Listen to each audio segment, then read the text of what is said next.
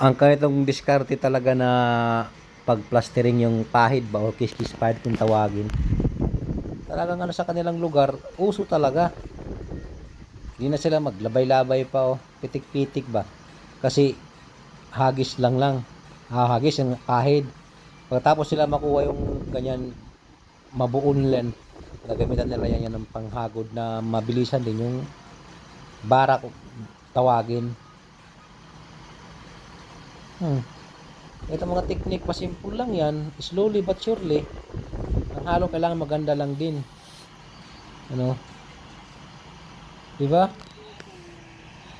Kung ganyan ang mga galawan ng tatlo kayo titirada niyan ay kay isang araw pala na snack lang yan sa isang araw ninyo. No? 'Di ba? Panoorin nyo guys kung gaano kaganda tong mga technique nila.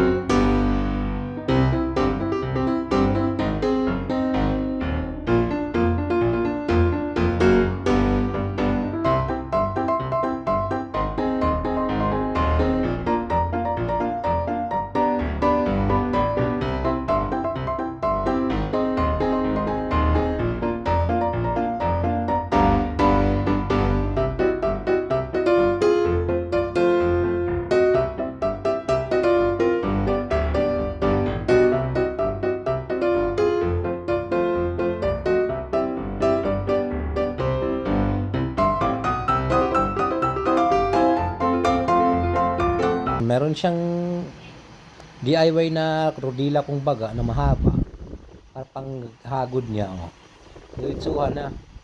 Ang iba naman ginagamit diyan tubular ba yung ginamit panghagod dito sa kanya ginamit DIY niya talaga niyan tabla.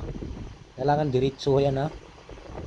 Yan abay okay kaayo yung technique na ito eh. Ang ganitong technique marami naman sa atin ang gumagawa talaga ng ganyan. Pero ano yun, labay, pitik-pitik muna yung umpisa. Hindi ganyan agis lang diretsuhan. Kasi yung hagis yung hagod lang diretsuhan. Nakadepende kasi yan yung pahid-pahid lang o kiss-kiss ko pahid lang ang tirada. Kung maganda yung pader, okay yung diskarte. Pero kung may pader kasi na pagkasintada na may malalim eh. Kaya pag pinagod